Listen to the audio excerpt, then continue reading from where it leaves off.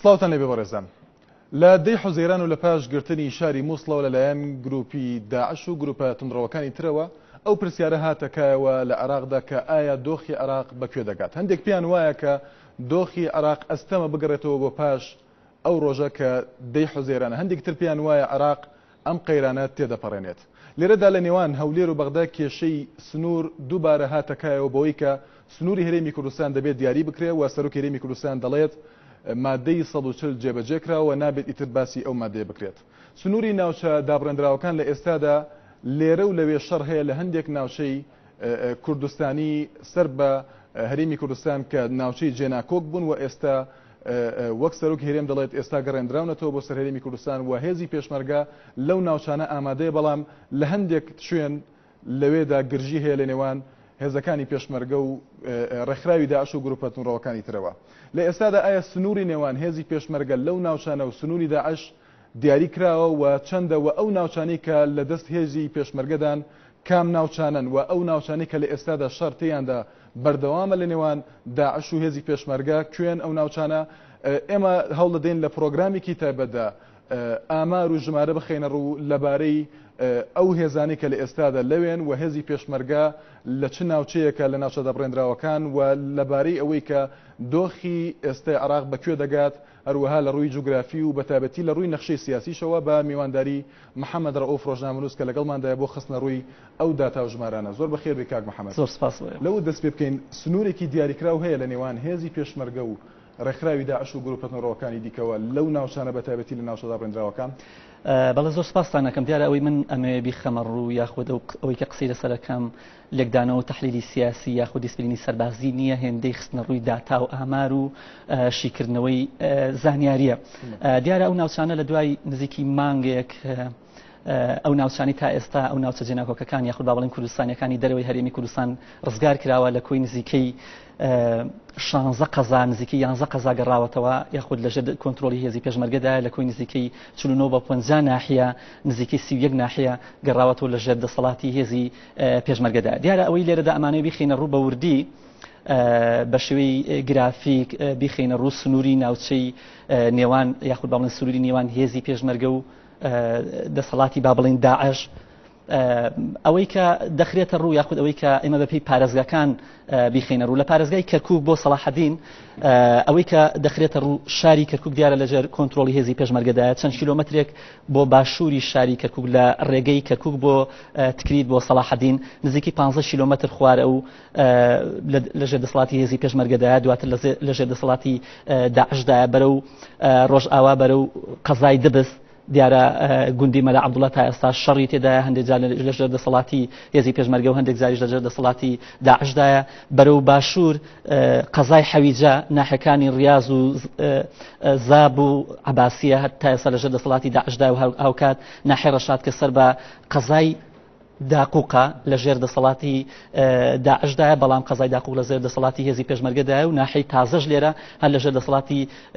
هێزی پێشمەرگەدایە. دیارە سنوورەکە ئەو سنوورەی کە ئێستا کێشاوێتی جۆمێک یاخود با بڵێن نەخشەیەک دروست کراوە، ئەویش ئەو با بڵێن ئەو مەشروعی کە کاتی خۆی عەزەت دووری دروستی کردو لە ساڵی 90ەکاندا، مەشروعێکە لە خوار دبزەوە دەست پێ دەکات بۆ دروست خورمات و ئێستا تقریبا بە نزیکەی ئەوە بۆتە سنوور لە نێوان هێزی پێشمەرگە و داعشدا. ئەگەر هاوڕێیان بتوانن گرافیکێکی دیکەمان بنێ بۆ پارێزگایەکی دیکە یاخود شار و شارۆچکەیەکی دیکە و سنووری کە لە نێوان داعش و هێزی پێشمەرگەدایە. ئەو سنووری کە باس کرد مەبەست ئەو پرۆژەیە دروستکردنی ئەو خەندەقەیە بۆ دیاریکردنی ئەمە مەشروعێکی ئاوە لە زەی یاخود با بڵێن لە خوار دبسەوە لە زەیەکەوە دەست پێ دەکات تاکو قەزای دروستخورماتوو دەگرێتەوە یاخود درێژە بێتەوە. ئەمە درێژەکەی پانەکەی نزیکەی 20 متر 10 متر بۆ 20 متر بێت، یعنی بۆ خۆی سنوورێکی با بڵێن ئەم دۆخەی دروست کردو کە لە نێوان داعش و هێزی پێشمەرگەدایە. ئەگەر هاوکاران بتوانن ئەمە ئەستەمەیەکی دروست کردووە بۆ ڕوبەڕووبوونەوەکان لە نێوان هەردوو لایەندا. بەڵێ بەڵام لە خوار لە باشووری شاری کەرکوک هێزی پێشمەرگە ئەو مشروعشی تێپەڕانەوە تقریبا گردۆلکەیەک کیلۆمەتریان تا نیو کیلۆمەتر لە خوار ئەو مەشروعەوەی گردۆلکەیەکە بۆ ئەوەی کە سەیتەریان بەسەرەوە کرد بۆ ئەوەی کە داعش ئەو گردۆلکەیە نەگرێت. بەڵێ ئەگەر هاوڕێیان بتوانن گرافیکێکی دیکەمان بنێ دیارە ئەمە وەک دەبینین ئەمیش شاری کەرکووکە دیارە شەڕەکە زۆرتر لە گوندی مەلا عەبدوڵایە ئەو تەلوەرد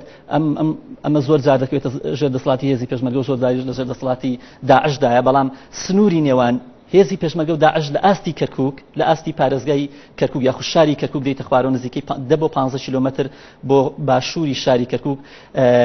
سنوورەکە لەوێدایە لە نێوان داعش و هێزی پێشمەرگە و زیاتر ئەو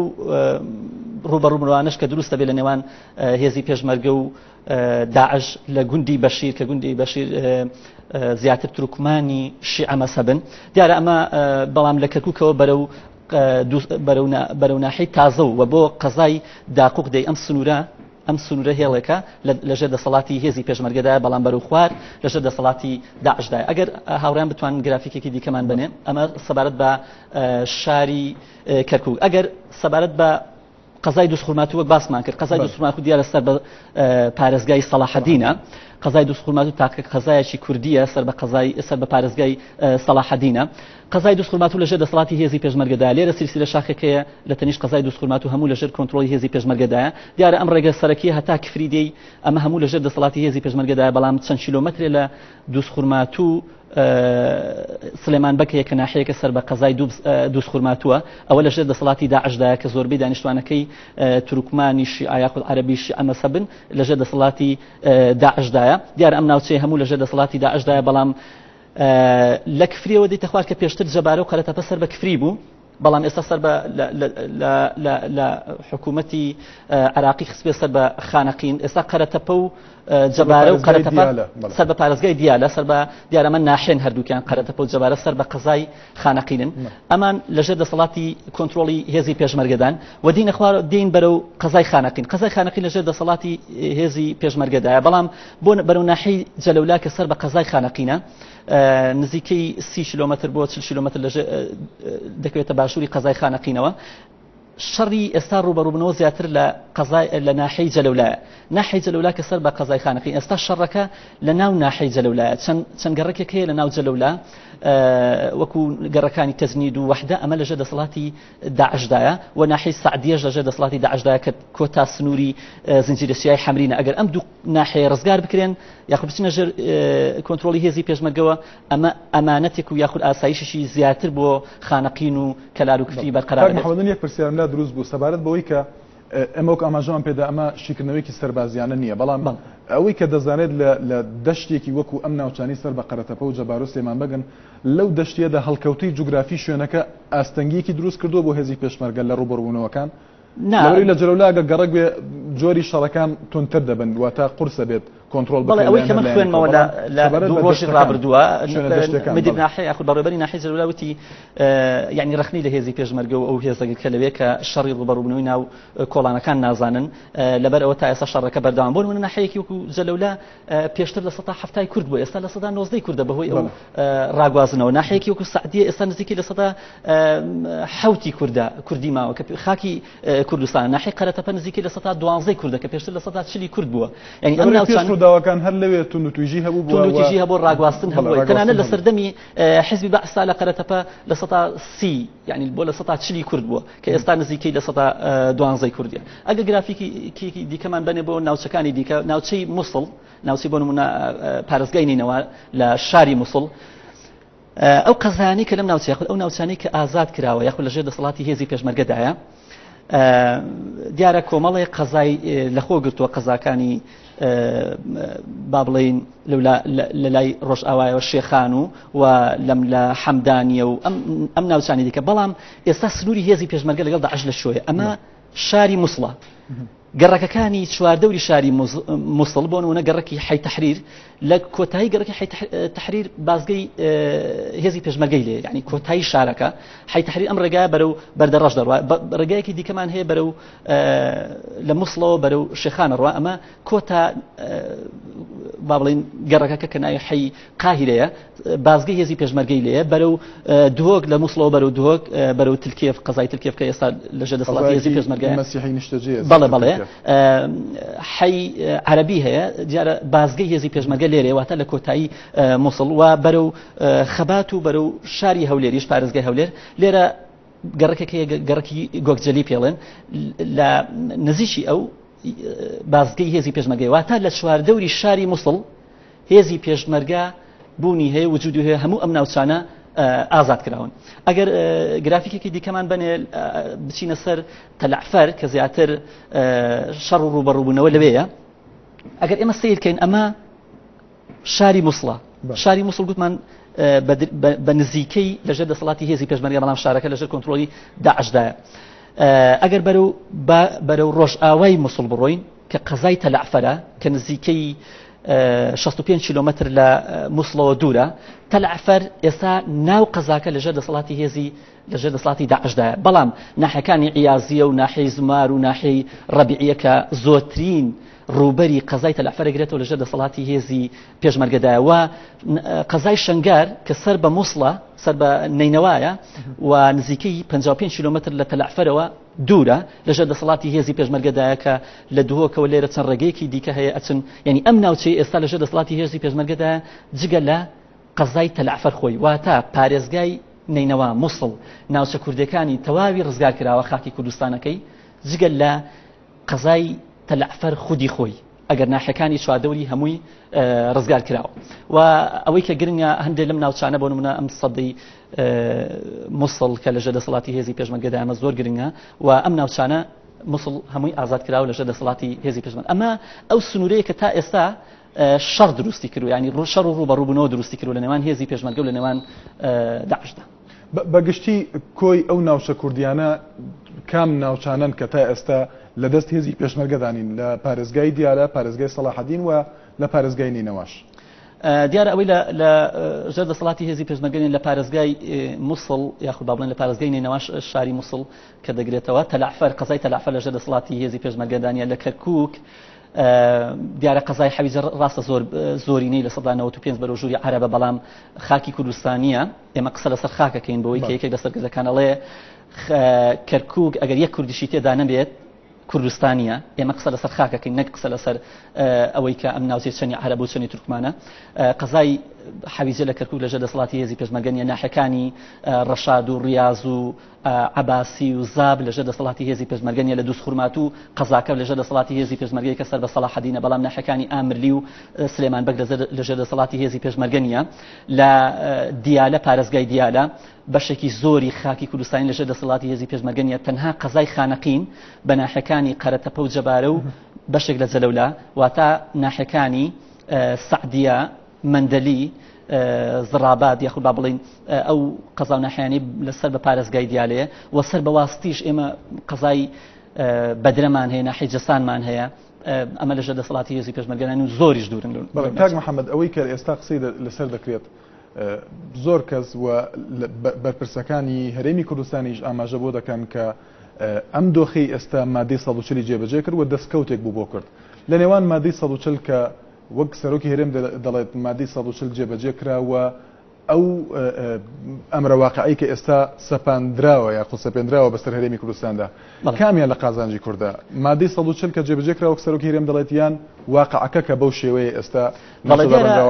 لە نێوان مادەی 140 و ئەم دۆخە دیفاکتۆیی کە ئێستا هاتوو دەکەوە کە من زۆر لەگەڵ ئەم ئەمری واقعیام کۆمەڵی گرافیکێ ئەگەر هاوکاران هاوڕێیان بتوانن ئەو گرافیکانمان بنێ بۆی کە بزانین چەندێک لە خاکی هەرێمی کوردستان خاکی کوردستان ئێمە باجیایکەینەوە کوردستانی یاخود باشووری کوردستان ڕوبەرەکەی چەنە ژمارەی دانیشتوانی چەنە پاشان دابەشیکەین بەسەر ئەو ڕوبەرەی کە لەژێر دەسەڵاتی سنووری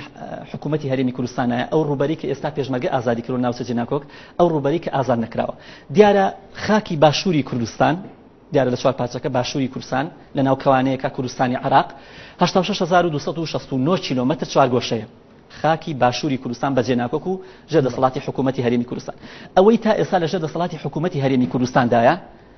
41936 کیلومتر چوارگۆشەیە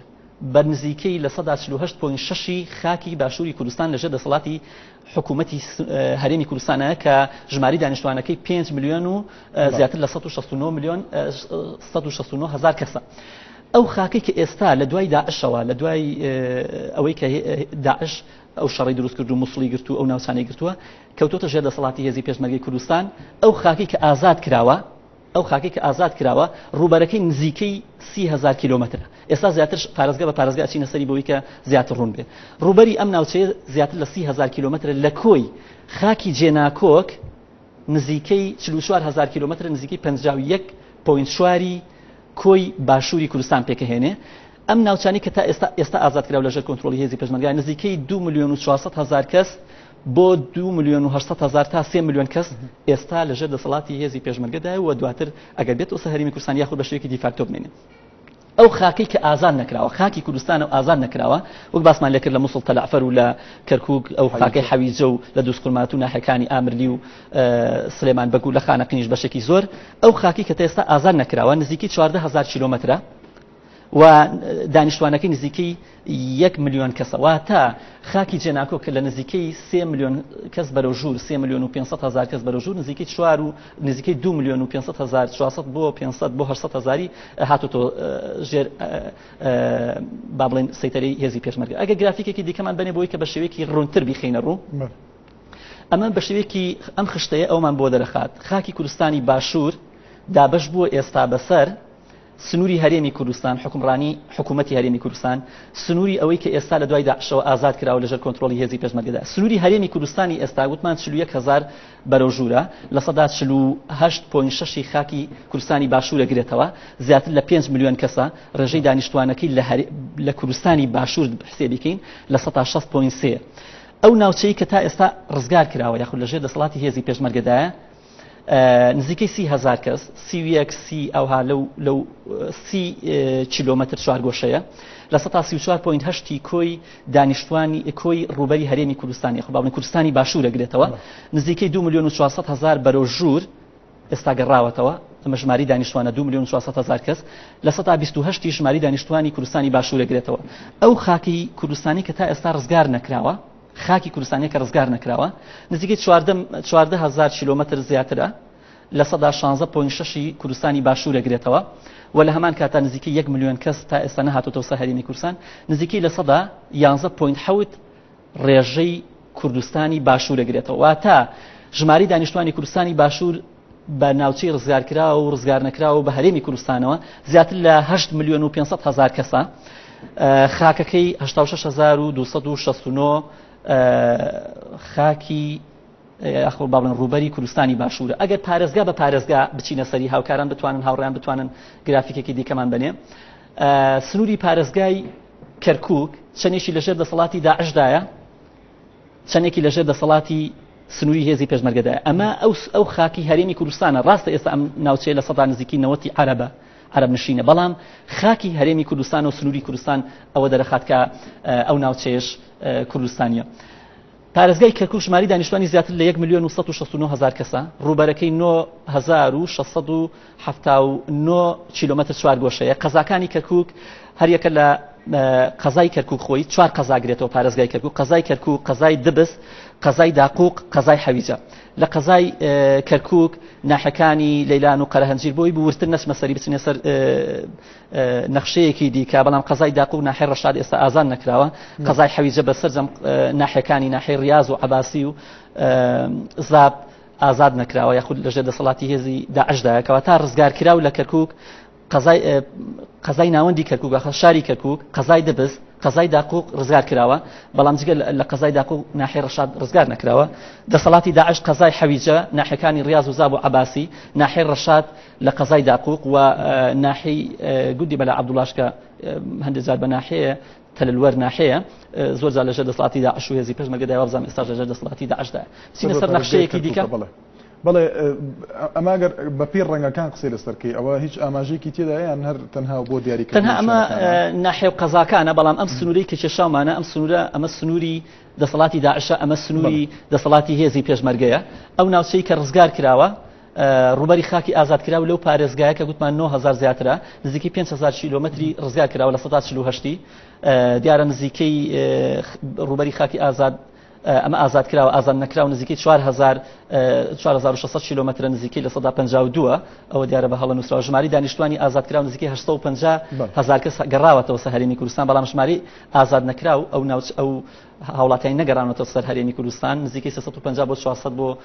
زیاتر دەبێت بچینە سەر پارێزگاکانی دیکە ئەگەر کاکمان لێرە پرسیارێک هەیە سەبارەت بە چارەنووسی ئەم ناوچانەوە چارەنووسی عراق بەگشتی ئەوەی کە ئێستا قسەی لەسەر دەکرێت بەوەی کە عراق دابەش دەبێت بە سێ هەرێمی سربەخۆ هەرێمی سونی و هەرێمی کوردستان لەگەڵ هەرێمی شیعەکان ئەم ناوچانە وەکو خۆیان دەمێننە وەکو چارەنووسیان ئەو بۆ چوونە یاخود ئەو پێشنیازی کە هەیە بۆی کە دابەش بکرێت بۆ سێ هەرێم جێبەجێ دەکرێت بەڵێ ئێمە ئەبێ بە شێوەیەکی گرافیکی ڕوونیکەنەوە دیارە من پارێزگاکانی دیکەم تەواو نەکردێرە قەزای دووسخورماتوو هەیە چەند کیلومتری گەڕاوەتەوە سەر هەرێمی کوردستان نزیکەی 3000 کیلومتری گەڕاوە لە 4000 ئەگەر هاوڕێیان بە خێرایی بتوانن ئەو گرافیکانەمان دەنێ بۆی بچینە سەر ئەو بە شێوەیەکی گرافیکی ڕوونیکەنەوە قەزای لە پارێزگای دیالە واست نزیکەی پارێزگای دیالە 7000 کیلومترە نزیکەی 13000 ناوچەی کوردی نزیکەی 5000 ئازاد کراوە هەموو ئەم ناوچانە ئازاد نەکراوە تەنانەت خانەقین خانەقین و جەلەولا ئازاد کراوە لەگە قەرەتەپە و جەبارە ئەگەر نەخشەیەکی دیکەمان بنێ بۆ پارێزگای مووسڵیش پارێزگای نینەوە با بڵین ئەم ناوچەیە لەژێر دەسەڵاتی داعشدایە ئەم ناوچەیە لەژێر دەسەڵاتی هێزی پێشمەرگەدایە جگە لە تەلعفەر شاری تەلعفەر یاخود شاری تەلعفەر خۆی لەم خاکەی پارێزگای مووسڵ کە نزیکەی 3 میلیۆن کەس زیاترات لە 14000 خاکی کوردستانیە نزیکەی 13000 ئازاد کراوە نزیکەی 6 قەزا ئازاد کراوە لەگەڵ 20 ناحەیە ئازاد کراوە ژماری دانیشتوانەکەی 800,000 بۆ ملیۆنێکە ئەگەر بچینە سەر نەخشەیەکی دیکە دیارە ئەمە قەزا و ناحەکانی کە گەڕاوەتەوە سەر هەرێمی کوردستان گەڕاوەت لەژێر دەسەڵاتی هێزی پێشمەرگایان ناوچە جێناکۆکەکان لە کەرکووک 3 قەزا لەژێر دەسەڵاتیایەتی کە 4 قەزای هەیە لەگەڵ 7 ناحەیە ئەوەی نەگەڕاوەتەوە 1 قەزا و 5 ناحەیە لە نینەوە 6 قەزا گەڕاوەتەوە لەگەڵ 20 ناحەیە ئەوەی نەگەڕاوەتەوە 1 قەزا لەگەڵ 2 ناحەیە دیالە 1 قەزا گەڕاوەتەوە لەگەڵ 3 ناحەیە 2 قەزا نەگەڕاوەتەوە لەگەڵ 5 ناحەیە لە سەلاحەدین 1 قەزا گەڕاوەتەوە یەک قەزا گەڕاوەتەوە لەگەڵ 1 ناحەیە 2 ناحەیە نەگەڕاوەتەوە سەر بە دووسخورماتوە دیارە 1 قەزا هەیە لە واست قەزای بەدرە و 2 ناحەی لە سەرجەستان نەگەڕاونەتەوە هیچیان کۆی گشتی 11 ناحەیە گەڕاوەتەوە قەزا 11 قەزا گەڕاوەتەوە یعنی ئێستا لەژێر دەسەڵاتی هێزی پێشمەرگەدایە 31 ناحەیە گەڕاوەتەوە 5 قەزا نەگەڕاوەتەوە لە کۆی خاکی باشووری کوردستان 16 ناحێش نەگەڕاوەتەوە ئەگەر بچینە سەر نەخشەیەکی دیکە ئەمەی بەڕێزت باست کرد کە چارەنووسی ناوچەدا بڕێنراوەکان و عراق بەگشتی بۆی کە عراق بەگشتی دابەش دەکرێت بەسەر سێ هەرێمی سەربەخۆیان وەکو ئێستا دەمێنێت بەڵێ من پێڕوانیم وایە کە عراق بۆ خۆی نەخشە سیاسیەکە نەخشە سەربازەکە ئەوەی دابەش کرد کە عراق پێویستە دابەش کرێت بەسەر سێ هەرێمی سەربەخۆدا ئەگەر لە چوارچێوی هەرێم بێ کۆنفیدرالی بێ یاخود دەوڵەتی سەربەخۆ بێ هەرێمی کوردستان دیارە بەو ناوچانەی تا ئێستا ئازاد کراوە نزیکەی 71000 کیلومتر لە خاکی باشووری کوردستان ئەگرێتەوە بە ناوچەی ئازادکراوە ئەوەی کە ئێستا سنووری هەرێمی کوردستانە لە 16.2 خاکی عراق پێکەهێنێ ژماری دانیشتوانی هەرێمی کوردستان ئەگەر ئێمە دابەشی کەین یعنی عراق دابەشکەین بەسەر سێ هەرێمە بەغداد وەک هەرێمێکی سەربەخۆ نزیکەی 7,500,000 کەس دێتە سەر ئەم هەرێمی کوردستان بە ناوچەی ئازادکراوە هەرێمی سونەمان هەیە کە ڕوبەرەکەی نزیکەی 194,000 کیلومترە لە 144.4 خاکی عراق دەگرێتەوە ژماری دانیشتوانەکەی نزیکەی 7,077,000 کەسە لە 121.9 دانیشتوانی عراق ئەگرێتەوە دیارە ئەوەی کە ڕوبەرەکەی زۆرە ڕوبەری پارێزگای ڕوومادیە کە لە ڕوبەری هەرێمی کوردستان زیاتر و لە ڕوبەری زۆرێک لە پارێزگاکانی دیکە زیاترە هەرێمی شیعێمان هەیە باشووری عراق دەگرێتەوە ئەم هەرێمە نزیکەی 167,000 کیلومترە زیاتر لە 138 خاکی عراق ئەگرێتەوە ژماری دانیشتوانەکەی 13 ملیۆن بەرەو ژوورە یعنی ئەگەر ئەم سنوورە دابەشی کەین لە 136 کۆی دانیشتوانی عراق دەگرێتەوە ئەمە دابەشکاریەکە لەسەر بنەمای سێ هەرێمی ئەوەی جۆزیف بایدن باسەکە ئەوەی پێشتر زۆرێک لە منەزیرەکان باسن لەوە کردووە کە عراق دابەشە بێ بەسەر سێ هەرێمە دیارە ئەگەر بەپێی هەرێم بێ بەغدا وەکو هەرێمێکی سەربەخۆ ئەمێنێتەوە کە نزیکەی 4555 کیلومترە لە ساتایەکی خاکی عراق پێگەین و ژماری دانیشتوانەکەی 7,500,000 بەرەو ژوورە لە 121 کۆی دانیشتوانی عراق دەگرێتەوە ئەم سێ ڕەنگەی دیاری کردو هەرێمی شیعە و هەرێمی سونە و هەرێمی کوردستانە بە پێی ڕەنگەکان کە بە پێی ڕەنگەکان ئەمە هەرێمی سونە لەگەڵ ئەوەی کە ئێستا پێشنیاز کراوە لەلایەن تورکیاوە کە کەرکووک بکرێ بە هەرێمێکی تایبەت و هەرێمێکی سەربەخۆ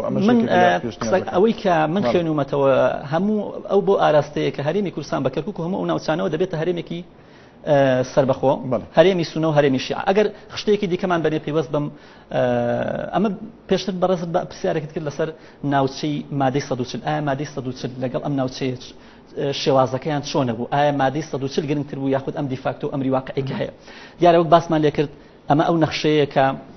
ئەمە ناوچەی جێناکۆکە بەشێک لەم ناوچەی ئێستا لە دەسەڵاتی هێزی پێشمەرگەیە ئەم سێ پارێزگاکەی هەرێمە ئەم ڕەنگەیان ئەم ناوچانەی کە ڕەنگەکەی پەمەیە ئەمە ئەو ناوچانەیە کە پێشتر سەر بە کەرکووک بوون بۆ نمونە شماڵ و کەلار سەر بە کەرکووک بوون و کفری سەر بە دیالە بوو و ئاکرێ سەر بە مووسڵ نینەوا بووە بەڵام ئێستا لە دوای ساڵی 91ەوە ئێستا بۆتە ئەمری واقع و دیفاکتۆیە لە 148.6 هەرێمی کوردستان ئێستا ئەوەی سنووری هەرێمی کوردستان ئەگرێتەوە خاکی باشووری کوردستانە لە 151.6 ناوچەی جێناکۆکە ناوچەی کوردستانی دەرەوەی هەرێم بەو خاکێکی ئێستا لەژێر دەسەڵاتی پێشمەرگەیە بەو خاکەش کە لەژێر دەسەڵاتی داعشدایە ئەگەر خشتێکی دیکەمان بنێ هاوڕێیان ئەمە زیاتر ئەوە ڕوون دەکاتەوە کە وتمان خاکی باشووری کوردستان زیاتر لە 86,000 کیلومتر 86,269 کیلومترە لەم خاکە ئەوەی خاکی جێناکۆکە کوردستانیانی دەرەوەی هەرێمی کوردستان 44,330 کیلومترە بەوەی لەژێر دەسەڵاتی پێشمەرگە و بۆی کە لەژێر دەسەڵاتی داعشدایە خاکی کوردستانی ئەگەر مادەی 140 جێبەجێ بکرایە لەو کاتەدا ئەگەر مادەی 140 جێبەجێ بکرایە کۆمەڵی ناوچەمان زۆرمان لەدەستدا ئێمە جەلەولا و سعدیە و قەرەتەپە و جەبارەشمان لەدەستدا ئێمە بەشێکی زۆری خاکی کەرکووکمان لەدەستدا تۆ چۆن مادەی 140 جێبەجێکەی بەپێی ڕیفراندۆمەکەی بەپێی پارێزگا یا بەپێی قەزا یاخود بەپێی ناحیە بۆیە ئێمە بەشێکی زۆری ئەو ناوچانەمان لەدەست ئەدا لە پارێزگای مووسڵیش ئەوەی کە لە دەستمان ئەدا لە مادەی 140 ئەگەر جێبەجێ بکرایە زیاتر لەو 44,000 کیلومتری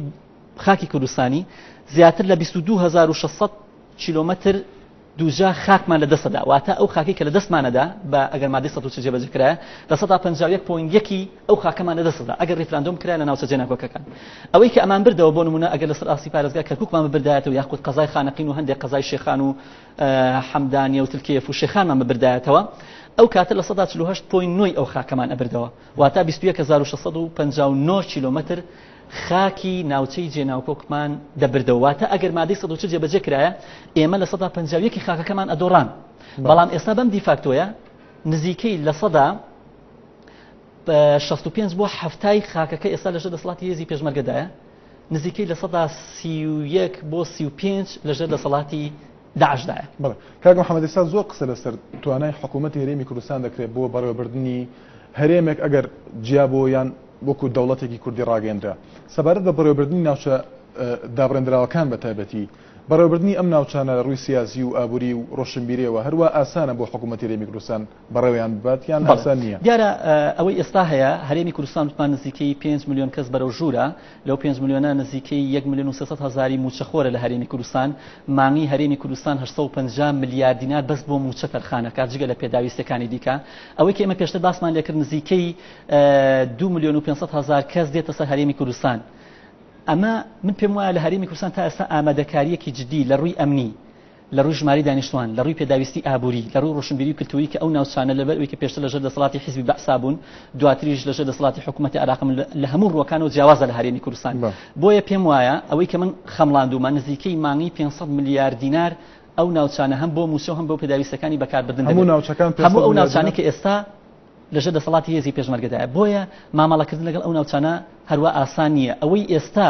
حکوومەتی هەرێمی کوردستانێکا هەموو قەیرانە لە هەرێمی کوردستاندا هەیە بۆیە من پێم وایە دەیتوانی ئامادەکاری زیاتر بکە نەک ئەوەی ئێستا تەنها سەرۆکی هەرێمی کوردستان بڵێ ڕایەگەێنم یا ڕای ناگەێنم ڕیفراندۆمەکەم دەبێ دەیان سنتەر و دامەزراوی لێکۆڵینەوەی ورد هەبێت بۆ مامەڵەکردن لەگەڵ ئەو ناوچانە هەروە ئاسان نیە گەڕانەوەی ئەو ناوچانە لە ڕووی ئەمنیەوە لە ڕووی ئابووریەوە کە دوو حاڵەتی زۆر هێنن یعنی زۆر حساب بۆ کراون بەڵێ کاک محەممەد دوا پرسیارمان تایبەت بەم وێنەیە مەقسە لەسەر سوپای عراق دەکەین و ئەو شکستەی کە تووشی هات لە مووسڵ و لە پارێزگای نێنەوە بەگشتی نوری مالکی پێی وایە ئەمە پلانگێڕێکە و ئامارەیەکە بەڵام هەندێکی تر پێیان وایە ئەمە هەموو تواناکانی سوپای عراق بوو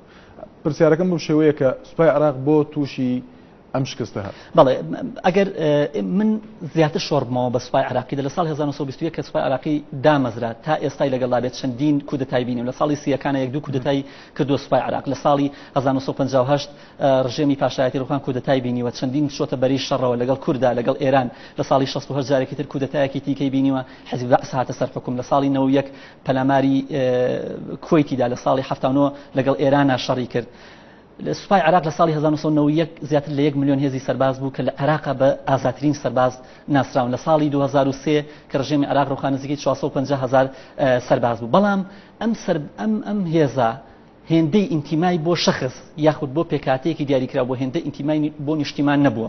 ئەگەر ئێمە سەیریکەین لە ئێستادا پێکاتی سوپای عراقی چۆنە؟ سوپای عراقی لە ئێستادا بەپێی ئەو ڕاگەیاندانەی کراوە 276,000 سەرباسەیە لە عراقدا، ئەو بودجەی بۆی تەرخانکراوە زیاتر لەم ساڵدا نزیکەی 19 تریلیۆن دینارە. سوپای عراق لە ئێستادا لە 14 فیرقەیە، هەر فیرقەیەک 14 بۆ 15,000 کەسە، هەر فیرقەیەک 4 لیوایە، هەر لیوایەک 3 بۆ 4,000 کەسە کە ئێستا نزیکەی 276,000 کەسە. ئێستا سوپای عراقی پێش ڕووداوی داعش یعنی لە ڕووی تەکوینی سەربازیەوە لە ڕووی دیسپلینی سەربازیەوە زۆر بەهێز بوو. بۆ کڕینی چەک و کەرەستەی سەربازی نزیکەی بای 4 میلیارد دلار چەکی لە رووسیا و لە پۆڵۆنیا و کۆمەڵی وڵاتی دیکە کردین، بای 12 میلیارد دلار کڕینی چەک و هێزی جبەخانەی سەربازی و یاخود با بڵین فڕۆکەی لە ئەمریکا کردیوە. تا ئەم سوپایە لە ڕووی پرچەکەوە سوپایەکی بەهێز بوو. سوپای عراق نزیکەی 276 تانکی هەبووە، نزیکەی 2000 بەرەوژوور ناقیلەی هەبووە، نزیکەی 1580 تۆپی دوورهاوێژی هەبووە، نزیکەی 266 هێلیکۆپتەر و دەیان فڕۆکەی هەبووە. بەڵام بۆ بەم دەردەی ئێستا ڕۆی لەبەر ئەوەی لە ئێستادا هێزی سەربازی لە دەستی یەک شەخصدایە، ئەویش نوری مالکیە. نوری مالکی هێزی با بڵین وەزیری بەرگری وەزیری ناوخۆی بە وەکالەت دانا، وەزیری دیفاع سعدون دلێمیە و فەرماندەی هێزی وشکانی عراق عەلی غێدانە، ئەوەی کە لە موسڵ دوورخراوە ئێستا، و عەبد قەمبور کە فەرماندەی هێزە ئاوبەشەکان بوو لە موسڵ بوو کە ڕای کرد کە ئەمە بەهێزترین کەسایەتی هێزی سەربازی عراق بوون، بەڵام لەبەروی ئینتیمان بۆ مالکی بوو، ئینتیمان بۆ موسڵ خۆی نەبوو یاخود بۆ نیشتیمان خۆی نەبوو. بەڵام لەنێو ئەمەشدا پێشتر لە 3 بۆ 5 سوپای عراقی کورد بوون، بەڵام ئێستا ڕەنبێ ئەو ڕێژەیە هەر نەمابێ، نزیکەی لە 1 بۆ 2 سوپای عراقی کورد بن کە بەڵام دیارترین ڕەگەزی کوردی بابەکر زێباری سوپاسالاری عراقە، هەموو جۆڵێکی سەربازی لە دەستی بابەکر زێباریەوە کە تا ئێستاش لەبێیە. پاشان فەرماندەی هێزە ئاسمانەکانی عراق ئەنوەر ئەحمەد حەمامین کوردە کە هەچی جبوجوڵێکی ئاسمانی سوپای عراقی لەژێر دەستی ئەودایە. دەیان فەرماندەی سوپای عراقی کوردە و فەرماندەی فازڵ بەرواری فەرماندەی هێزی دژە تیرۆر یاخود هێزی زەهەبی هێزی سوواتی عراقی کە بەهێزترینیانە ئێستا لە ڕوبەڕووبوونەوەی داعشدا کوردە. یعنی بەڵام من پێم وایە کورد نەیتوانێت سوود بە تەواوەتی لەمانە ببینێ، لەم پێکاتانە ببینێ. بۆیە من پێم وایە سوپای عراقی لەم دۆخی ئێستادا یەکێکە لە شپزەترین سوپا لە ئاستی عراق، لەبەروی ئینتیمای بۆ شەخص بۆ پێکاتەیەکێ وەک لەوەی ئینتیمای بۆ نیشتیمان هەبێت. بەڵێ سپاس بۆ ڕۆژنامەنووس محەممەد ڕەوف، سپاس بۆ شیکردنەوەکانت. بەڵێ بەرزان ئەوەی کە بینیتان خستنە ڕووی داتا و ژمارە بوو لەبارەی ناوچەدا بڕێنراوەکان و ئەو ناوچانەی کە لە دەستی هێزی پێشمەرگەدان، ئەو ناوچانەی کە لە دەستی ڕێکخراوی داعش و گروپە دڕەوەکانی دیکەون، و هەروەها لەبارەی داهاتووی نەخشەی سیاسی عراق بوو. ئەو داتا و ژمارەن دیارە تایبەت بوون بەوانە تا پرۆگرامێکی تایبەتی تر شاد و بەختەوەر بن. زۆر سپاس.